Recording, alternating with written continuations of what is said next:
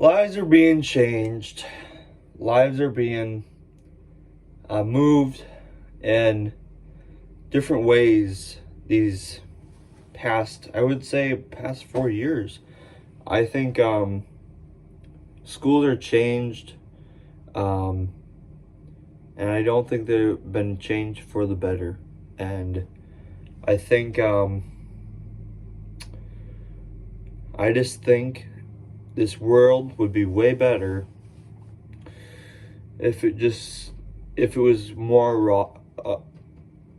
Just it would actually matter if everyone would be on the same page. But that's just not how life is. Everybody's not on the same page.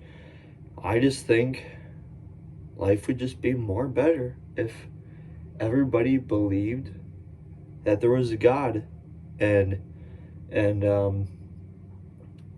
the choices that humans make and the things that humans decide to make a law and all that stuff. It's not, most of the stuff nowadays is just not godly. All right, so I'm going to the Bible. This is, I would say, the most biggest Bible you can ever read is right here. I'm not a big reader. Life is so fragile, and I just think that God he's always in this book. Every single word is just living inside of us. And this is Deuteronomy 16, chapter 16, 18.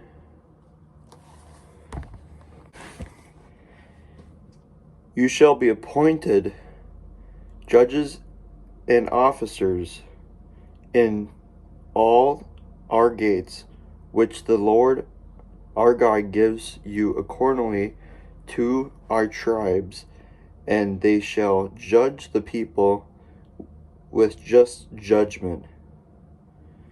You shall not pervert justice.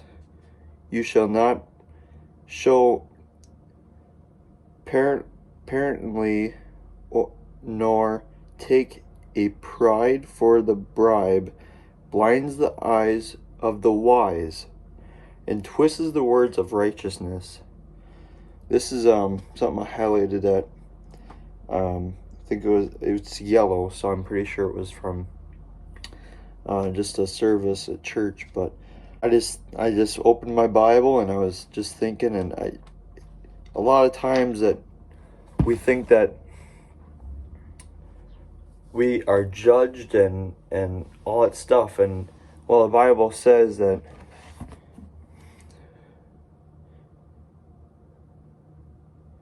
God gives you accordingly to our tribes, and they shall judge the people with just judgment. And I don't know, it just kind of, when I started reading this, because I highlighted it, I just was like, man, that's our world. And it's just, it's,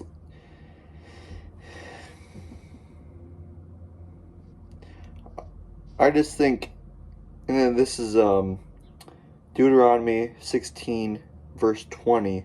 You shall follow what is altogether just, that you may live and inherit the land which the Lord our God is given to you. And now, this Bible I've had for, I think, Christmas of 2020. I got this for Christmas for my dad, and that was 2020. And knowing 2020 and thinking back at it, and 2020 was a really hard year. That was my senior year, going to my at the end of my last year of high school, and I just would say, guys, this is a Bible when I basically was 18, or 9, going. I was already 19, I think. I was already 18, but all this stuff I have highlighted in this Bible is since COVID, and pretty much every single thing I've listened to and highlighted in this Bible is from just, it's hard to read the Bible differently from a long time ago when I was a kid, because it's just different. I think of the world different. There's something I highlighted in Matthew 5:37. But let our yeses be yes, and our noes to be noes. Whatever is more than these is from the evil one. Let me read that again, because sometimes I'm not very fluent with everything. Matthew 5, verse 37 says, let our yeses be yeses, and our noes to be noes. For whatever is more than these is from the evil one. Now that's pretty good for nowadays. A lot of times when we say no, it's a no. And a lot of times when we say yes, it's a yes. But a lot of times in this world, some groups say yes, some groups say no. So if it's in the middle, it's the evil one. It's straight up evil. It basically just says it in this Bible. That makes sense, because abortion, some say yes, some say no. Guns, some say yes, some say no. It's evil. It's evil.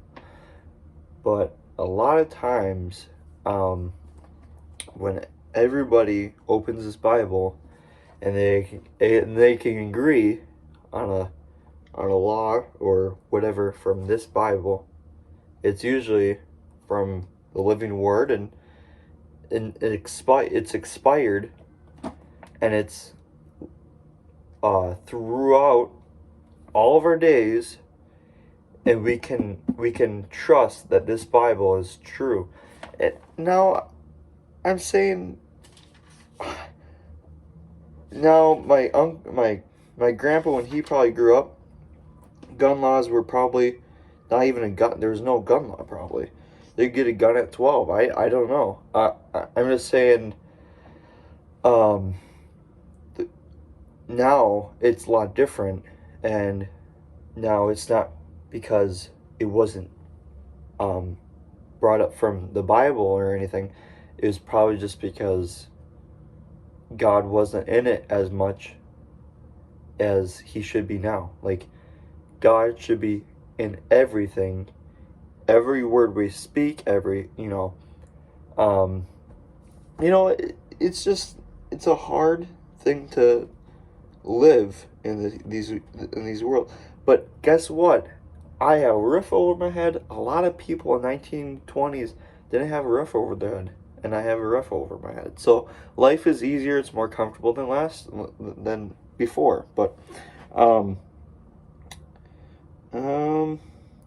this is a good one. Matthew chapter 10, verse 27. Whatever I tell you in the dark, speak the light, and whatever you hear, preach on the rooftops. So basically, I'm on the rooftop right now. If you can see out here, there's my rooftop right there.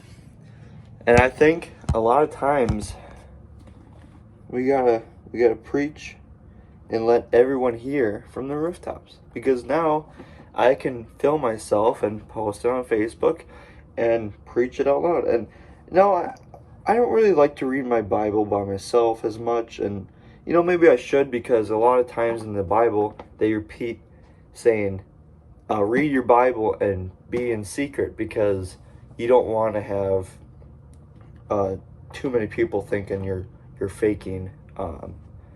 You know, everybody sins and everybody falls short, and you know, but reading this strengthens me and strengthens you. So that's why we're reading this. So, but yeah, Matthew 10, verse 27. That's what it reads.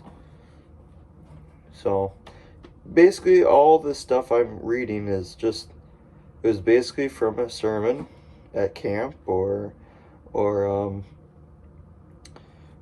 just from, you know, church or in my bedroom, and I read it from like maybe a verse of the day, and I put it on here because I wanted to make sure I kind of scroll through it and see it again, because I like this paper copy. Nowadays we always have the Bible app or whatever, and then maybe down the road you'll look at the app and you'll be like, oh man, I haven't used it very long, I have to re-download it. So you have to click it and re-download it. And that's happened to me multiple times. But Mark is a good book in the Bible, and don't have much in there. I'm sure I have something in John. Yep, John chapter 8, verse 12. I have something highlighted. It's in purple, so I'm pretty sure it's from camp.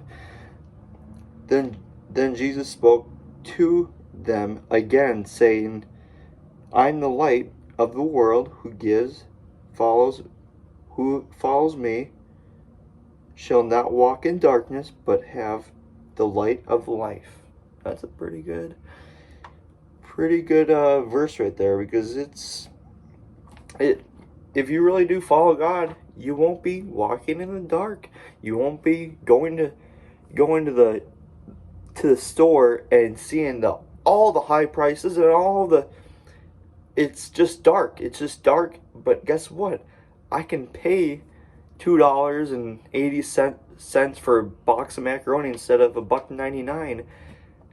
I don't care, because I'm walking in the light, and guess what? God is with us, and He's not gonna just up and decide to leave, because guess what? This Bible has said multiple times that God is never gonna leave us or forsake us.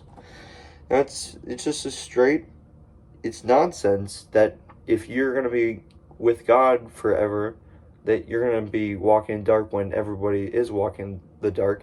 No, you're gonna be walking in light because you are with the Lord. And you know, go back to that verse. Where was that? John 8, verse 12. Then Jesus spoke to them again, saying, I am the light of the world. He who follows me shall not walk in the darkness, but have the light of life. So I guess that's just a good stopping point for that, guys. Thank you guys for listening to me. It's so hard to talk to people nowadays. It's just not everyone's in the same mindset as maybe people that read the Bible. And I think if everybody reads the Bible, everybody would be in the same it's crazy. And I think most of my friends are actually true, they're good, faithful Christians. And I think a lot of times my friends are not really faithful Christians, and now I just think that, you know, if everyone gets to be Christian and everybody's reading this Bible, they're going to be the best believers, and they're going to be, you know,